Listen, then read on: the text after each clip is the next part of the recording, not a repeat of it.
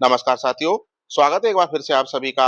आज की जो हमारी क्लास होने वाली है बहुत ही महत्वपूर्ण है, क्योंकि इस क्लास में आपको राजस्थान आर्ट एंड कल्चर से संबंधित विगत परीक्षाओं में आए हुए और आगामी परीक्षाओं में आ सकने वाले बहुत ही महत्वपूर्ण प्रश्न लिए गए हैं। तो आपसे आशा है कि आप सभी प्रश्नों को अच्छे से याद करेंगे, क्योंकि ये प्रश्न आगामी परीक्षाओं में आपके लिए बहुत ही महत्वपूर्ण सिद्ध होने वाले हैं। तो चलिए शुरू करते हैं। प्रश्न नंबर 1 देखते हैं। किस दुर्ग के बारे में अबुल फजल ने लिखा है कि यह दुर्ग इतनी बुलंदी पर बना है कि नीचे से ऊपर देखने पर सिर की पगड़ी गिर जाती है? तो किस दुर्ग के बारे में कहा है अबुल फजल ने साथियों? ये कहा है ऑप्शन ए, कुंभलगढ़ दुर्ग के बारे में। किसके बारे में कहा है? कुंभलगढ़ दुर्ग के बारे में कहा है, और जिसको मेवाड़ की आंख भी कहा जाता है। किस दुर्ग को? कुंभलगढ़ दुर्ग को। चलिए अगला प्रश्न देखते हैं। सुपारी महल, जौरा भौरा और पीर सदरुद्दीन की दरगाह किस दुर्ग में स्थित है? तो साथियों, प्रश्न पूछ लिया जाए आपसे कि सुपारी महल, जौरा भौरा और पीर सदरुद्दीन की जो दरगाह है, ये किस दुर्ग में स्थित है? तो साथियों, इन तीनों का जो दुर्ग हो जाएगा, कि जिस दुर्ग में ये स्थित है, वो हो जाएगा ऑप्शन है सी। किसमें? रणथंबोर दुर्ग में ये स्थित है, सुपारी महल, जौरा भौरा और पीर सदरुद्दीन की दरगाह। चलिए अगला प्रश्न देखते हैं। इनमें से कौन सा किला जल दुर्ग या फिर औदक दुर्ग की श्रेणी में आता है? तो साथियों, औदक दुर्ग को ही क्या कहते हैं? जल दुर्ग कहते हैं। तो जल दुर्ग की श्रेणी में कौन सा किला आता है? देखो, तो हमें यहाँ 4 किले दिए गए हैं। सिवाना का दुर्ग, गागरोन, आमेर और भटनेर का दुर्ग। तो साथियों, जो नदियों के संगम पे कौन सा किला बना है इनमें से? तो साथियों, नदियों के संगम पे इनमें से कौन सा बना है? गागरोन का दुर्ग बना है। कौन सी नदियों के संगम पर बना है? आहू और काली सिंध। कौन सी नदियों के संगम पर बना है? आहू और काली सिंध के संगम पर बना है। तो इसलिए ये कैसा दुर्ग हो जाएगा साथियों? ये एक जल दुर्ग या औदक दुर्ग की श्रेणी में ये आता है। तो इस प्रश्न का जो राइट आंसर है, जल दुर्ग कौन सा हो जाएगा? आगरोन का किला, जो कि कहाँ पे स्थित है साथियों? झालावाड़ में स्थित है। और इसकी एक खास विशेषता और बता देता हूं मैं आपको, कि ये जो गागरोन दुर्ग है, ये बिना किसी नींव के एक सीधी खड़ी चट्टान पर बना है। अगर आपसे प्रश्न पूछ लिया जाए कि बिना किसी नींव के सीधी चट्टान पर कौन सा दुर्ग बना हुआ है राजस्थान का, तो गागरोन का दुर्ग आ जाएगा, जो कि झालावाड़ में स्थित है। चलिए अगला प्रश्न देखते हैं। पटवों की हवेली, जो कि कहाँ पे स्थित है साथियों? प्रश्न आ जाए आपसे कि पटवों की हवेली किस जिले में स्थित है? तो राजस्थान के जैसलमेर जिले में स्थित है। इसका निर्माण किसने करवाया था? तो साथियों, पटवों की हवेली जो जैसलमेर में स्थित है, इसका निर्माण किसने करवाया? इस प्रश्न का आंसर हो जाएगा साथियों, गुमान चंद बाफना ने करवाया था। किसका? पटवों की हवेली जैसलमेर का निर्माण किसने कराया? गुमान चंद बाफना ने। और ये कौन थे? 18वीं सदी के प्रसिद्ध व्यापारी थे, जिन्होंने अपने 5 बेटों के लिए इसका निर्माण कराया था। और यह 5 हवेलियों का समूह है। कौन सा? पटवों की हवेली। कितनी हवेलियों का समूह है साथियों? अगर आपसे पूछ लिया जाए, तो ये 5 हवेलियों का समूह है। चलिए अगला प्रश्न देखते हैं। बूंदी में स्थित 84 खंभों की छतरी, तो साथियों प्रश्न पूछ लिया जाए 84 खंभों की छतरी कहाँ पे स्थित है? तो 84 खंभों की जो छतरी है, कहाँ पे स्थित है? बूंदी में स्थित है। इसका निर्माण किसके द्वारा करवाएगा? तो साथियों, जो बूंदी स्थित 84 खंभों की जो छतरी है, इसका निर्माण मैं आपको बता दूं 1683 ईस्वी में करवाया गया था। और किन के द्वारा करवाया गया? राव अनिरुद्ध सिंह के द्वारा। ऑप्शन ए बिल्कुल इस प्रश्न का राइट आंसर हो जाएगा। राव अनिरुद्ध सिंह के द्वारा बूंदी में 84 खंभों की छतरी का निर्माण करवाया गया था। चलिए अगला प्रश्न देखते हैं। और यहाँ से एक प्रश्न और पूछ लिया जाता है कि साथियों, किसकी स्मृति में करवाया है? तो साथियों, देवा की स्मृति में करवाया। किसकी स्मृति में कराया? देवा की स्मृति में करवाया। चलिए अगला प्रश्न देखते हैं।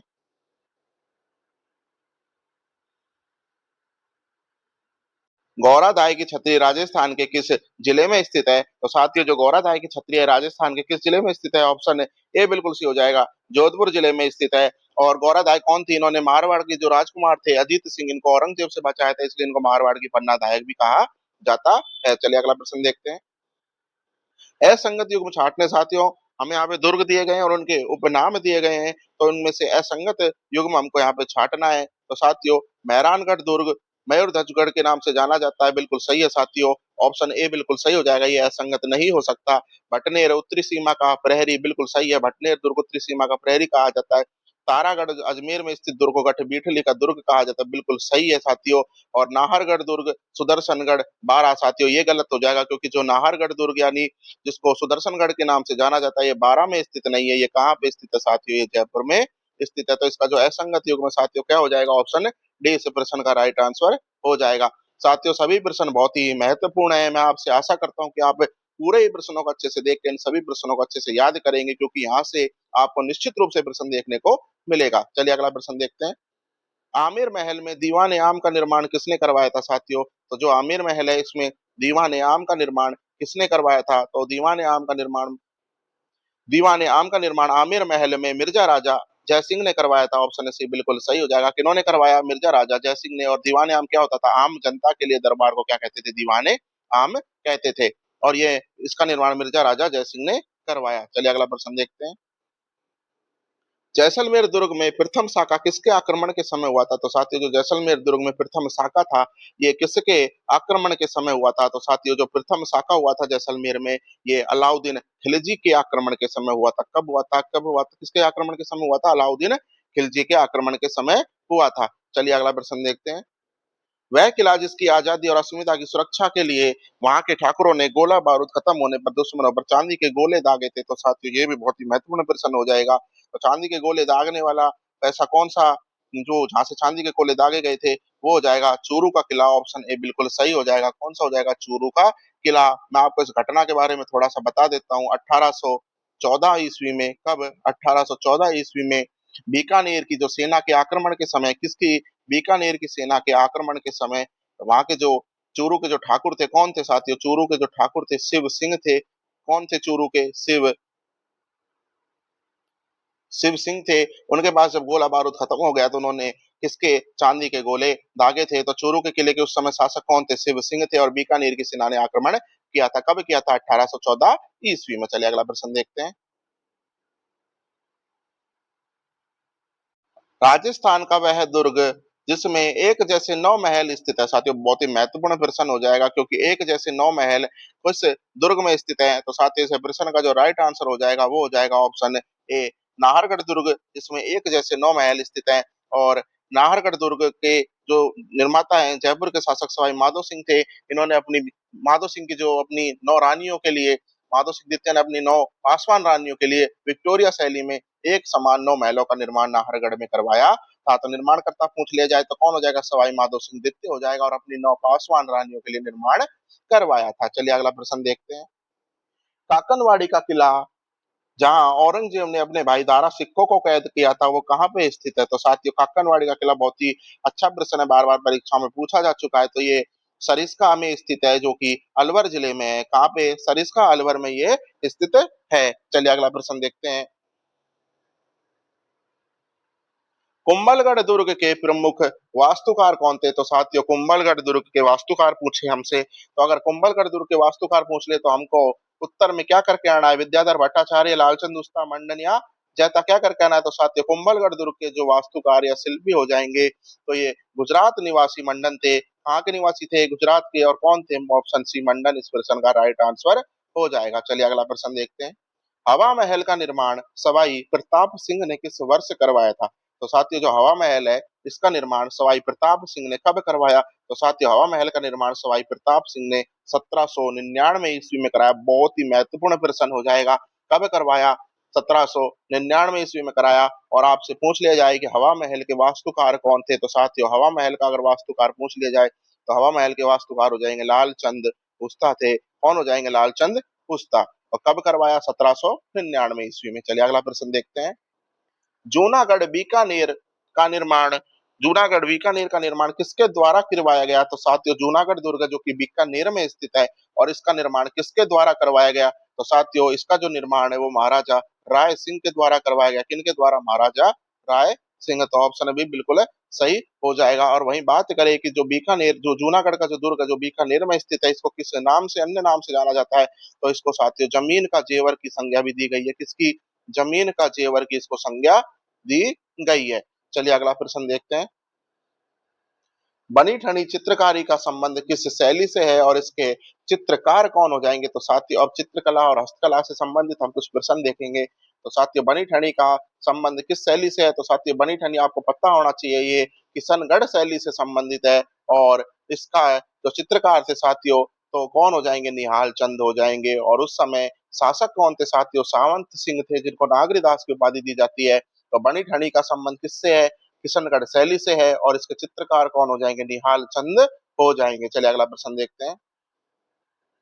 पशु पक्षियों को विशेष महत्व देने वाली राजस्थानी चित्रकला शैली कौन सी है? तो साथियों पशु पक्षियों का अगर आपसे प्रश्न पूछ लिया जाए कि ऐसी कौन सी चित्रकला शैली है जिसमें पशु पक्षियों को विशेष महत्व दिया जाता था, तो साथियों इसमें राइट आंसर हो जाएगा ऑप्शन सी, कौन सी शैली? ऑप्शन के अकॉर्डिंग भी ऑप्शन सी बिल्कुल सही हो जाएगा, बूंदी शैली, क्योंकि बूंदी चित्रकला शैली में पशु पक्षियों को विशेषकर नाचते हुए मोर का सर्वाधिक चित्रांकन, सुंदर चित्रांकन हुआ है, इसलिए इसको पशु पक्षियों की शैली भी कहा जाता है। चलिए अगला प्रश्न देखते हैं।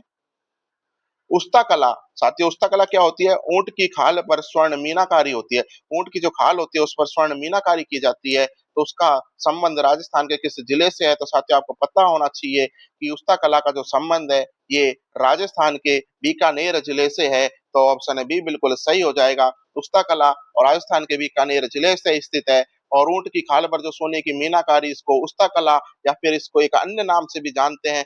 अगर आपसे प्रश्न में इसका अन्य नाम भी पूछ लिया जाए तो इसको उस्ता कला के अलावा इसको मुनव्वती कला के नाम से भी जानते हैं। किसके नाम से? मुनव्वती कला या उस्ता कला, इसको दोनों नामों से जाना जाता है। और अगर आपसे पूछ लिया जाए कि उस्ता कला के प्रसिद्ध कलाकार कौन थे, तो साथियों इसके जो कलाकार है वो स्वर्गीय इमामुद्दीन, कौन हो जाएंगे? इमामुद्दीन उस्ता इसके सिद्ध हस्त कलाकार थे।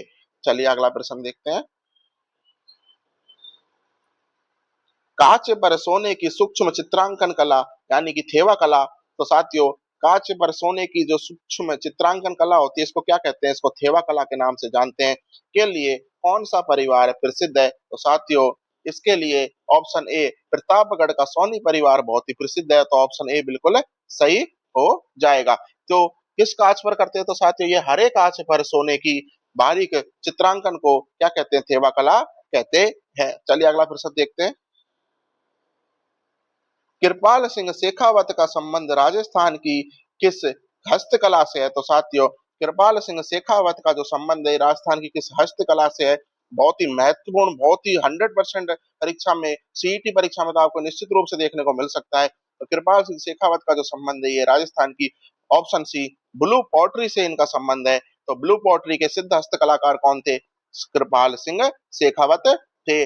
और अगर इसके बारे में और विस्तार से पूछा जाए तो ब्लू पॉटरी क्या होती है साथियों? एक कलश पर ब्लू नीले आकार से चित्रांकन को ब्लू पॉटरी कहते हैं, और इसके लिए कृपाल सिंह शेखावत बहुत ही प्रसिद्ध है। अगर आपसे पूछ लिया जाए कि कृपाल सिंह शेखावत का संबंध राजस्थान के किस जिले से है, तो इनका जो संबंध है साथियों इनका सीकर जिले से है। तो ये कृपाल सिंह शेखावत का संबंध किस जिले से हो जाएगा? सीकर जिले से। चलिए अगला प्रश्न देखते हैं। असंगत युग्म को हमने यहाँ छांटना है साथियों, हस्तकला दी गई और उसका केंद्र पूछा गया है हमसे। तो साथियों असंगत युग में हम देखते हैं बादला कहाँ का प्रसिद्ध है? साथियों बादला बिल्कुल सही हो जाएगा। साथियों बादला जोधपुर का प्रसिद्ध है। जटपट्टी, जसोल, नमदे, टोंक और तारकसी के जेवर साथियों, तो तारकसी के जयपुर के संबंधित नहीं है, क्योंकि जो तारकसी के जो जेवर है साथियों ये कहाँ के प्रसिद्ध है? तारकसी के जो जेवर है साथियों ये राजसमंद में स्थित नाथ द्वारा हो जाएगा। क्या हो जाएगा? नाथ द्वारा इसका राइट आंसर हो जाएगा। बादला जोधपुर के प्रसिद्ध हैं, जटभट्टी जसोल की और नमदे टोंक के, लेकिन तारकसी के जयपुर जयपुर के नहीं है जेवर, ये कहाँ के? नाथ द्वारा के हैं। तो इसे प्रश्न में असंगत युग्म ऑप्शन डी बिल्कुल राइट हो जाएगा। तो आपको अच्छे से याद कर लेना है कि जटभट्टी जसोल से संबंधित है, नमदे टोंक के, और बादला जोधपुर का, और तारकसी के जेवर नाथ द्वारा के। चलिए अगला प्रश्न देखते हैं। फड़ चित्रांकन के लिए जो जोशी परिवार का संबंध किस स्थान से है? तो साथियों फड़ चित्रांकन के लिए जोशी परिवार का जो संबंध है साथियों ये ऑप्शन ए कहाँ से है? शाहपुरा से है। तो फड़ चित्रांकन के लिए प्रसिद्ध जोशी परिवार का जो संबंध है साथियों ये शाहपुरा से है। ऑप्शन ए बिल्कुल राइट हो जाएगा। चलिए अगला प्रश्न देखते हैं। इसको थोड़ा सा मैं दोबारा से मार्क कर देता हूँ। तो फड़ चित्रांकन के लिए जोशी परिवार का संबंध कहाँ से हो जाएगा? शाहपुरा से हो जाएगा। और अगर आपसे पूछ लिया जाए कि फट चित्रांकन क्या होता है, तो कपड़े पर जो लोक देवताओं की जीवन गाथा का चित्रांकन होता है, किस पर? कपड़े पर लोक देवताओं की जीवन गाथा का चित्रांकन फट कहलाता है। इसके लिए भीलवाड़ा का शाहपुरा और वहां का जोशी परिवार यानी कि श्रीलाल जोशी बहुत ही प्रसिद्ध है। चलिए अगला प्रश्न देखते हैं। अजरक और मलिर प्रिंट का संबंध किस जिले से है? तो साथियों अजरक यानी कि लाल व नीले रंगों का प्रयोग किया जाता है, और मलिर इसमें काला व कथई रंग का प्रयोग किया जाता है, तो ये बाड़मेर का इनसे संबंध है। तो ऑप्शन ए बिल्कुल सही हो जाएगा। अजरक और मलिर प्रिंट, अजरक में क्या होता है? लाल व नीले रंगों का प्रयोग होता है, और मलिर में काला व कथई रंगों का प्रयोग होता है। चलिए अगला प्रश्न देखते हैं। जयपुर में मीनाकारी की कला किस शासक के समय लाहौर से लाई गई थी? तो साथियों जयपुर में मीनाकारी की कला किस शासक के समय लाहौर से लाई गई थी? ऑप्शन ए जय सिंह राजा मान सिंह, प्रताप सिंह और सवाई जय सिंह। तो साथियों जो मीनाकारी की जो कला है ये कहाँ से लाई गई? लाहौर से लाई गई और ये मिर्जा राजा मान सिंह के समय लाहौर से लाई गई। तो ऑप्शन है बी बिल्कुल सही हो जाएगा। चलिए अगला प्रश्न देखते हैं। मोलेला राज संबंध किस हस्तकला के लिए विश्व प्रसिद्ध है? तो साथियों जो मोलेला है जो कि राज संबंध में स्थित है ये टेराकोटा याग्नि की मृण मूर्ति कला के लिए विश्व प्रसिद्ध है। जो कहाँ पे स्थित है? मोलेला राज संबंध में स्थित है और ये टेराकोटा के लिए बहुत ही प्रसिद्ध है। चलिए अगला प्रश्न देखते हैं। पिछवाइयां चित्रांकन मुख्य रूप से किस देवता के जीवन से संबंधित है? तो साथियों पिछवाइयों का अगर संबंध पूछ लिया जाए तो ये भगवान श्री कृष्ण के जीवन से संबंधित है। ऑप्शन सी बिल्कुल सही हो जाएगा। चलिए अगला प्रश्न देखते हैं। चावंड चित्रकला शैली की शुरुआत किस मेवाड़ शासक के काल में हुई? तो साथियों चावंड चित्रकला शैली की जो शुरुआत है ये महाराणा प्रताप के काल में शुरू हुई। तो सॉरी महाराणा प्रताप के काल में शुरू हुई। तो ऑप्शन ए बिल्कुल सही हो जाएगा। तो चावंड चित्रकला शैली की शुरुआत महाराणा प्रताप के काल में हुई क्योंकि जो हल्दी घाटी का युद्ध हुआ था उसके बाद 1585 में महाराणा प्रताप ने चावंड को क्या बनाया? अपनी राजधानी बनाया था और यहीं से चावंड चित्रकला शैली का स्वतंत्र विकास हुआ। तो चावंड को महाराणा प्रताप ने अपनी राजधानी कब बनाया? 1585 ईस्वी में। चलिए अगला प्रश्न देखते हैं। राजपुताना की वह एकमात्र चित्र शैली जिसमें गणिकाओं के चित्र भी देखने को मिलते हैं। तो साथियों राजपुताना की एकमात्र चित्रकला शैली जिसमें गणिकाओं के चित्र देखने को मिलते हैं। तो इस प्रश्न का राइट आंसर क्या हो जाएगा साथियों? इसमें ऑप्शन ए अलवर शैली हो जाएगा। ऑप्शन ए बिल्कुल इस प्रश्न का राइट आंसर हो जाएगा। चलिए अगला प्रश्न देखते हैं। मलमल पर सुनहरी छपाई के लिए प्रसिद्ध दाबू प्रिंट कहाँ की है? साथियों बहुत ही अच्छा प्रश्न है। दाबू प्रिंट का प्रश्न हमसे पूछा गया है कि दाबू प्रिंट कहाँ की है। तो साथियों जो दाबू प्रिंट है ये आकोला चित्तौड़गढ़ से इसका संबंध है। तो ऑप्शन ए बिल्कुल सही हो जाएगा। अच्छे से याद कर लीजिए दाबू प्रिंट आकोला चित्तौड़गढ़। तो साथियों जो चित्तौड़गढ़ का आबोला आकोला गांव है ये दाबू प्रिंट यानी रंगने से रोकने के लिए मिट्टी या मोम का दाबू लगाना। साथियों मिट्टी या मोम का दाबू लगाना इसके लिए प्रसिद्ध कौन सा हो जाएगा? मलमल पर सुनहरी छपाई के लिए आकोला चित्तौड़गढ़। चलिए अगला प्रश्न देखते हैं। लकड़ी पर नक्काशीदार कलात्मक फर्नीचर के लिए राजस्थान का कौन सा स्थान प्रसिद्ध है? तो साथियों लकड़ी पर नक्काशीदार कलात्मक फर्नीचर के लिए ऑप्शन ए हो जाएगा बाड़मेर प्रसिद्ध है। कौन सा हो जाएगा? ऑप्शन ए बाड़मेर इसके लिए बहुत ही प्रसिद्ध हो जाएगा। चलिए अगला प्रश्न देखते हैं। मारवाड़ के पंचवीरों में निम्नलिखित में से कौन सा शामिल नहीं है? तो साथियों जो मारवाड़ के पंचवीर हैं तो मैं आपको इसके लिए एक बहुत ही अच्छी ट्रिक बता देता हूं। तो आज यहाँ से आपके काफी प्रश्न सही हो जाएंगे। तो मारवाड़ के पंचवीरों के लिए साथियों आप इस ट्रिक का प्रयोग कर सकते हैं। गोपा मेहरा, बस आपको गोपा मेहरा नाम याद रखना है। क्या याद रखना है? गोपा मेहरा। एक बार इसको दोबारा से लिख देता हूं मैं। तो साथियों गो से क्या बन जाएगा? गोगा जी बन जाएगा। पा से साथियों पाबू जी, में से मेहा जी, है से हड़बू जी और रा से रामदेव जी। तो साथियों कौन शामिल नहीं है? तो देखते हैं साथियों पाबू जी भी शामिल है, गोगा जी भी शामिल है, मेहा जी, हड़बू जी और रामदेव जी। तो साथियों रामदेव जी भी शामिल है लेकिन तेजा जी शामिल नहीं है। तो मारवाड़ के पंचपीरों में जो शामिल नहीं है ऑप्शन सी बिल्कुल सही हो जाएगा। तेजा जी शामिल नहीं है। चलिए अगला प्रश्न देखते हैं। आपको बस गोपा मेहरा ट्रिक याद रखनी है और कुछ नहीं करना। चलिए अगला प्रश्न देखते हैं। प्लेग रक्षक और ऊंटों के देवता के रूप में किसे पूजा जाता है? तो साथियों मैं आपको बता देता हूँ प्लेग रक्षक व ऊंटों के देवता, या फिर आपसे ऐसे भी पूछा जा सकता है कि लक्ष्मण का अवतार किसको माना जाता है? किनका? लक्ष्मण का अवतार। तो इन तीनों प्रश्नों का राइट आंसर एक ही होगा, बाबू जी को। तो साथियों प्लेग रक्षक ऊंटों के देवता के रूप में लक्ष्मण और लक्ष्मण के अवतार के रूप में बाबू जी को पूजा जाता है। चलिए अगला प्रश्न देखते हैं। तेरह ताली नृत्य किस लोक देवता की आराधना में किया जाता है? बहुत ही महत्वपूर्ण प्रश्न है। तो साथियों तेरह ताली नृत्य किनके द्वारा किया जाता है? साथियों पहले तो मैं बता देता हूँ। तेरह ताली जो नृत्य साथियों ये कामड़ जाति की महिलाओं के द्वारा, किनके द्वारा? कामड़ जाति की महिलाओं के द्वारा अपने शरीर में कितने मंजीरे बांधकर साथियों? 13 मंजीरे बांधकर किया जाता है और ये बाबा रामदेव जी की स्मृति में किया जाता है। तो ऑप्शन ए बिल्कुल सही हो जाएगा। चलिए अगला प्रश्न देखते हैं। किस लोक देवता की फड़ राज्य में सबसे लंबी और सबसे प्राचीन है? तो साथियों सबसे लंबी फड़ और प्राचीन फड़ का जो श्रेय जाता है ये ऑप्शन बी को जाता है। देवनारायण जी की जो फड़ है ये सबसे राज्य में लंबी और सबसे प्राचीन फड़ है। चलिए अगला प्रश्न देखते हैं। चूहों वाली देवी के रूप में प्रसिद्ध करणी माता का मुख्य मंदिर कहाँ पे स्थित है? तो साथियों जो चूहों वाली जो देवी है करणी माता का मुख्य मंदिर आपको पता होना चाहिए देशनोक, जो कि बीकानेर में स्थित है। कहाँ पे? देशनोक बीकानेर में स्थित है। चलिए अगला प्रश्न देखते हैं। सुगाली माता जिनके 10 हाथ जिनके 10 सिर सॉरी सुगाली माता जिनके 10 सिर 54 हाथ माने जाते हैं और किस ठिकाने की कुल देवी हैं? तो साथियों जो सुगाली माता है, ये कहाँ की कुल देवी मानी जाती है साथियों? ये आहुआ ठिकाने की ठाकुर कुशाल सिंह की कुलदेवी सुगाली माता थी, तो ऑप्शन ए बिल्कुल सही हो जाएगा। और इसके बारे में आपको और विस्तार से बता देता हूँ कि जो पाली जिले के जो आहुआ ठिकाना था, कहाँ का? पाली जिले का था ये आहुआ ठिकाना। और इसके जो ठाकुर कुशाल सिंह थे, उनकी जो कुलदेवी थी वो सुगाली माता थी। और अगर आपसे पूछ लिया जाए कि 1857 की क्रांति की देवी, अगर 1857 की क्रांति की जो देवी हैं, वो किनको माना जाता है? तो इनको सुगाली माता को माना जाता है। चलिए अगला प्रश्न देखते हैं। और इनके कितने सिर हो जाएंगे? 10 सिर। और कितने हाथ हो जाएंगे? 54 हाथ हो जाएंगे। चलिए अगला प्रश्न देखते हैं। बिश्नोई संप्रदाय के संस्थापक जाम्बू जी ने कितने नियमों का प्रतिपादन किया? तो साथियों बिश्नोई यानी कि 20 + 9 यानी 29 नियमों का प्रतिपादन किया। ऑप्शन ए बिल्कुल सही हो जाएगा। और संत जाम्बू जी को पर्यावरण और जीवों की रक्षा के लिए माना जाता है। चलिए अगला प्रश्न देखते हैं।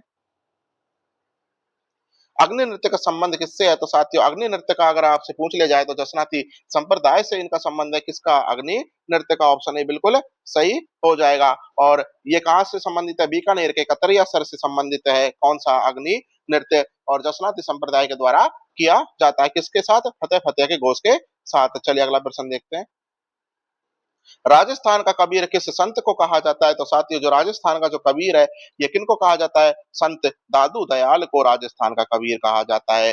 दादू दयाल ने दादू पंथ की स्थापना की और किस भक्ति का संदेश दिया? निर्गुण भक्ति का। अगर दादू दयाल से संबंधित पूछ लिया जाए तो उन्होंने किसकी? निर्गुण भक्ति का संदेश दिया। किसका? निर्गुण भक्ति का।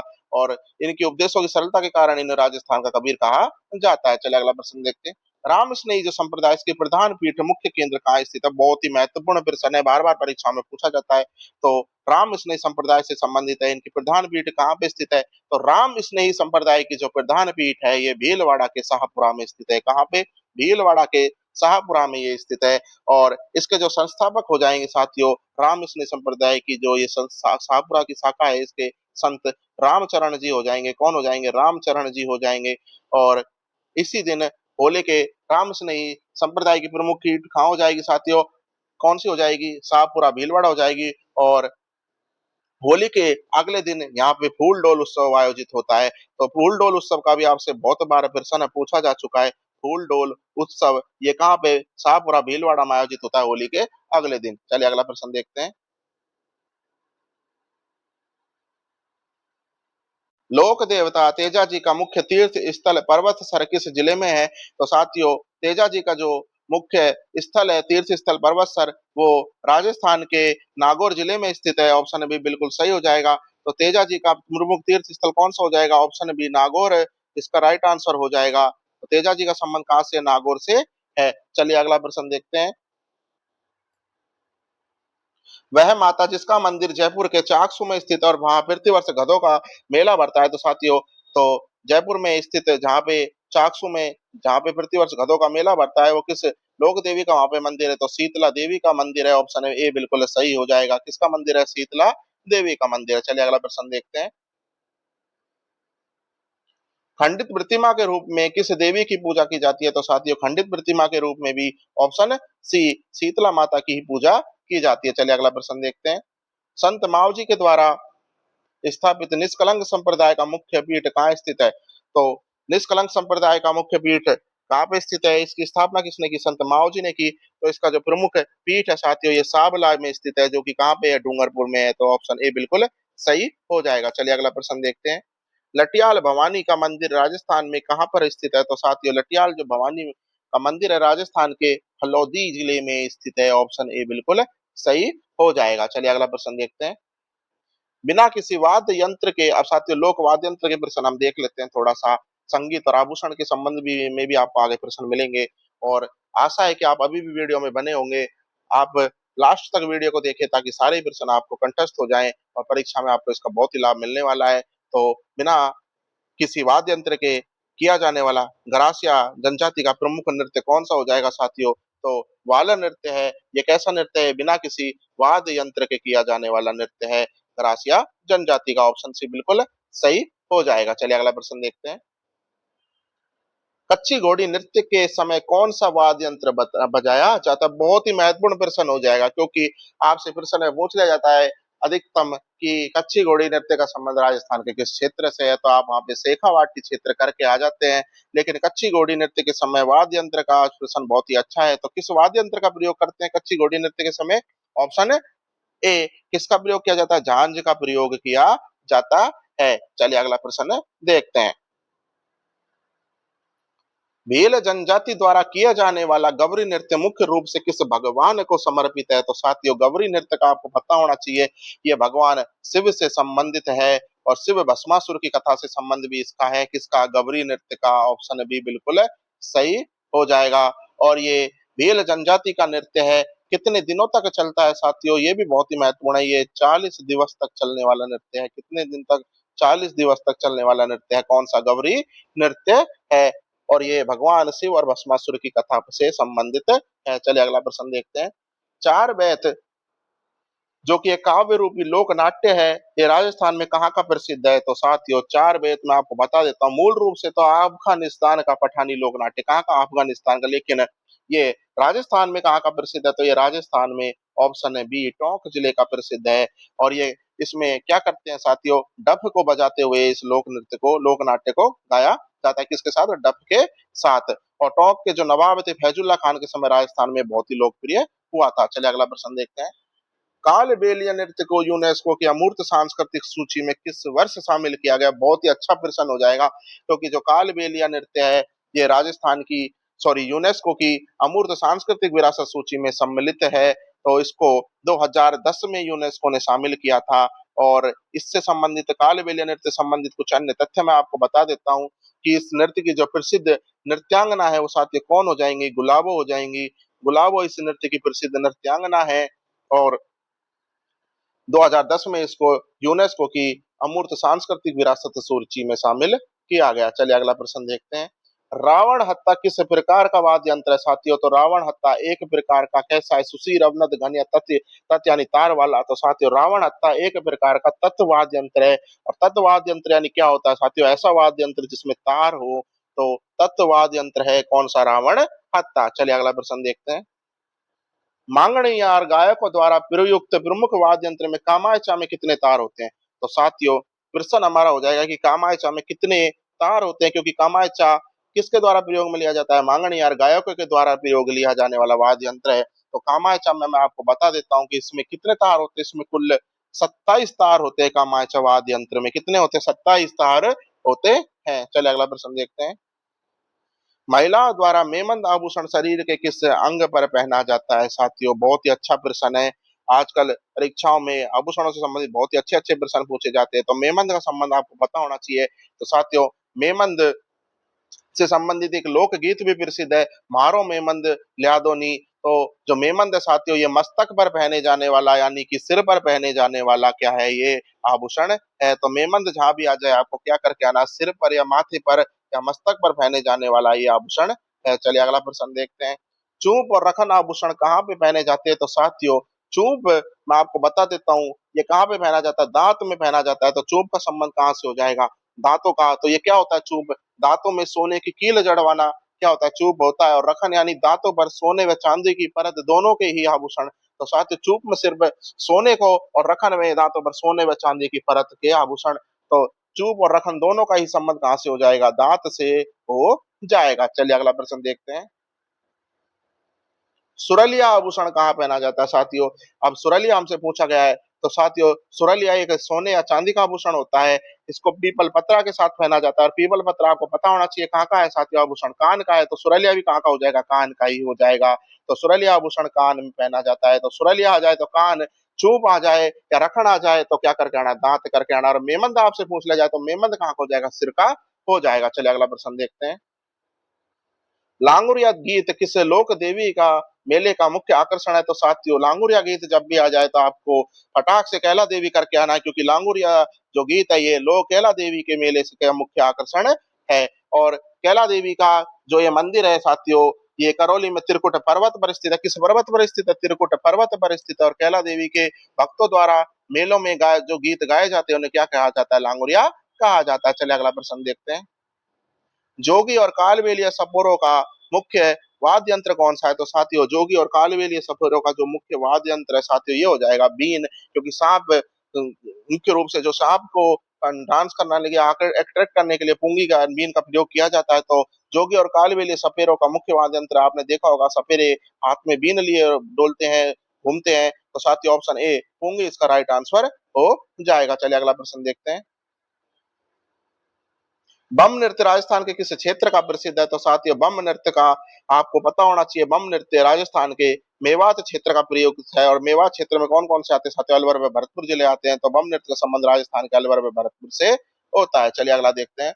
झेला, जमेला या और पीपल पत्रा किस अंग के आभूषण है? तो साथियों मैंने अभी आपको जस्ट पहले ही बताया था, ये पीपल पत्रा मैंने कान का बताया था। तो झेला और जमेला भी कहाँ पहने जाते हैं साथियों? ये भी कान के ही प्रमुख आभूषण है। ऑप्शन ए बिल्कुल सही हो जाएगा। चलिए अगला प्रश्न देखते हैं। राजस्थान राज्य का वाद्य यंत्र कौन सा है साथियों? बहुत ही अच्छा प्रश्न था। हमारे राजस्थान का राज्य वाद्य यंत्र कौन सा हो जाएगा? तो साथियों राजस्थान का राज्य वाद्य यंत्र हो जाएगा अलगोजा। क्या हो जाएगा? अलगोजा राजस्थान का राज्य वाद्य यंत्र है। और ये एक प्रकार का कैसा वाद्य यंत्र है साथियों? ये सुशीर वाद्य यंत्र है। कौन सा है? सुशीर वाद्य यंत्र है। कौन सा? अलगोजा। और ये राजस्थान का राज्य वाद्य यंत्र है। और ये दो बांसुरी को मुंह में एक साथ रखकर बजाया जाता है। और अगर पूछ ले जाए कि इसके प्रसिद्ध वादक कौन है? तो साथियों इसके जो अलगोजा के प्रसिद्ध वादक हो जाएंगे साथियों रामनाथ चौधरी जी हो जाएंगे। कौन हो जाएंगे? रामनाथ चौधरी इसके प्रमुख वादक हो जाएंगे। चलिए अगला प्रश्न देखते हैं। अब हम थोड़ा साहित्य, बोली, मेले, त्योहार और वह जनजातियों के प्रश्न देख लेते हैं। तो साथियों पहला प्रश्न हो जाएगा वंश भास्कर और वीर सतसई के रचयिता महाकवि सूर्यमल मिश्रण नहीं होगा साथियों, मिश्रण हो जाएगा। किस दरबार के राज कवि थे? तो साथियों सूर्यमल मिश्रण की जो रचना है कौन कौन सी हो जाएगी? वंश भास्कर हो जाएगी और वीर सतसई हो जाएगी। तो ये किस दरबार के राज कवि थे? तो साथियों ये बूंदी दरबार के राज कवि थे। और शासक कौन हो जाएंगे? राम सिंह हो जाएंगे। तो बूंदी के ये राज कवि थे कौन? सूर्यमल मिश्रण, जिनके द्वारा वंश भास्कर व वीर सतसई की रचना की गई। चलिए अगला प्रश्न देखते हैं। कानड़ देव प्रबंध के रचयिता कौन है जिसमें जालोर के साके का वर्णन है? तो साथियों कानड़ देव प्रबंध है ये पद्मनाभ के द्वारा रची गई है। तो ऑप्शन बी बिल्कुल सही हो जाएगा। और इसमें जो जालोर का जो शासक है कौन? कानड़ देव चौहान। कानड़ देव साथियों कानड़ देव चौहान कहाँ के शासक थे? ये जालोर के शासक थे। कहाँ के थे? जालोर के शासक थे। और अलाउद्दीन खिलजी के मध्य जो युद्ध हुआ था, तो कानड़ देव चौहान और अलाउद्दीन खिलजी के मध्य युद्ध का वर्णन है। जो युद्ध कब हुआ था साथियों? 1311 ईस्वी में हुआ था। कब हुआ था? 1311 में। चलिए अगला प्रश्न देखते हैं।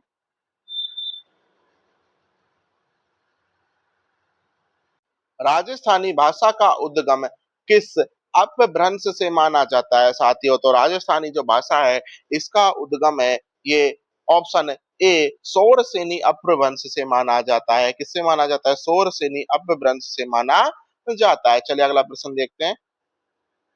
डिंगल पश्चिमी राजस्थान का पहला ग्रंथ किसको माना जाता है? तो साथियों डिंगल शैली में रचित राजस्थान का प्रथम ग्रंथ किसको माना जाता है? हमें चार ऑप्शन दिए गए हैं। तो डिंगल का जो पहला ग्रंथ है वो साथियों किसको माना जाता है? कुवलय माला को माना जाता है। किसको माना जाता है? कुवलय माला को। और आपसे पूछ ले जाए कि कुवलय माला के रचयिता कौन है? तो साथियों कुवलय माला की रचना उद्धोतन सूरी ने की है। किन्होंने की है? उद्धोतन सूरी ने की है। चलिए अगला प्रश्न देखते हैं। आदिवासियों का कुंभ कहलाने वाला बेणेश्वर मेला किन त्रिवेणी नदियों के त्रिवेणी संगम पर भरता है? तो साथियों अच्छा प्रश्न है। आदिवासियों का जो कुंभ है वो किसको कहा जाता है? बेणेश्वर मेले को कहा जाता है। और ये जो किन नदियों के त्रिवेणी संगम पर भरता है? तो साथियों ये सोम, माही और जाखम नदियों के त्रिवेणी संगम पर भरता है। कौन सा? बेणेश्वर मेला। चलिए अगला प्रश्न देखते हैं।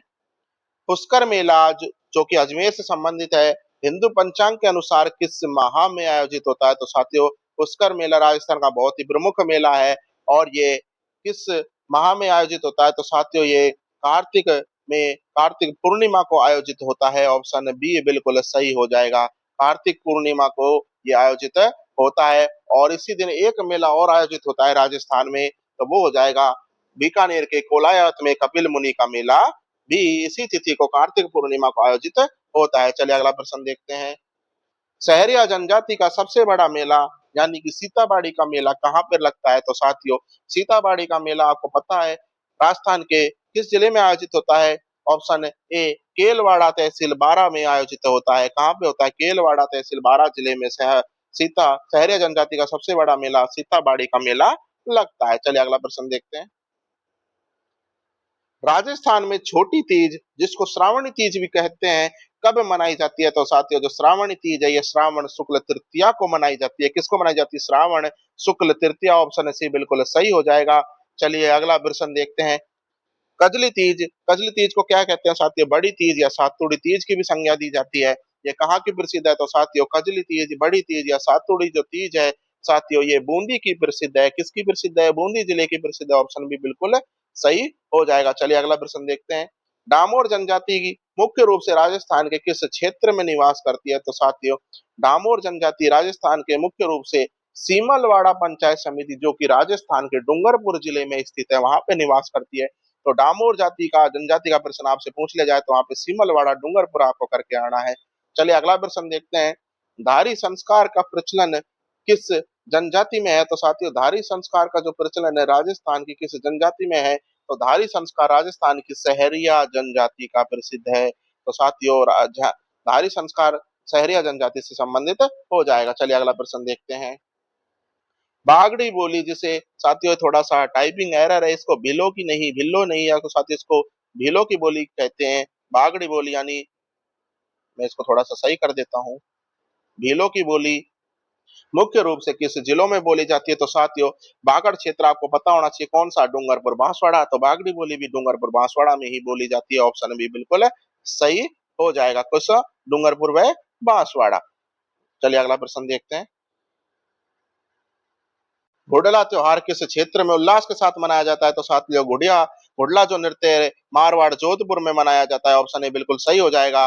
अगला प्रश्न देखते हैं। राजस्थान में वीर तेजाजी पशु मेले का आयोजन कहाँ पे होता है? तो साथियों, वीर तेजाजी पशु मेले का आयोजन पर्वतसर में होता है। और पर्वतसर कहाँ पे स्थित है साथियों? नागौर में स्थित है। तो पर्वतसर में वीर तेजाजी पशु मेले का आयोजन किया जाता है। चलिए अगला प्रश्न देखते हैं। कुवलयमाला ग्रंथ के रचयिता उद्यतन सूरि ने कितनी देसी भाषाओं का उल्लेख किया है? तो साथियों, कुवलयमाला में के रचयिता कौन हो जाएंगे? उद्यतन सूरि हो जाएंगे। उन्होंने कितनी देसी भाषाओं का उल्लेख किया है इसमें? तो साथियों, उन्होंने 18 देसी भाषाओं का उल्लेख किया है। ऑप्शन सी बिल्कुल सही हो जाएगा। उद्यतन सूरि ने इसको जालोर में कुवलयमाला की रचना की थी और 18 देसी भाषाओं का इसमें उल्लेख है। और इसे एक मरुवाणी जिसे मारवाड़ी भी कहते हैं जिनमें से एक प्रमुख है इसकी। चलिए अगला प्रश्न देखते हैं। साथियों, इसी के साथ हमारी क्लास समाप्त होती है और आपसे आशा है कि आप वीडियो को पूरे प्रश्नों को देख के वीडियो को जरूर लाइक करेंगे, चैनल को सब्सक्राइब करेंगे। मिलते हैं ऐसी एक और अच्छी वीडियो में जल्दी ही। तब तक के लिए अलविदा।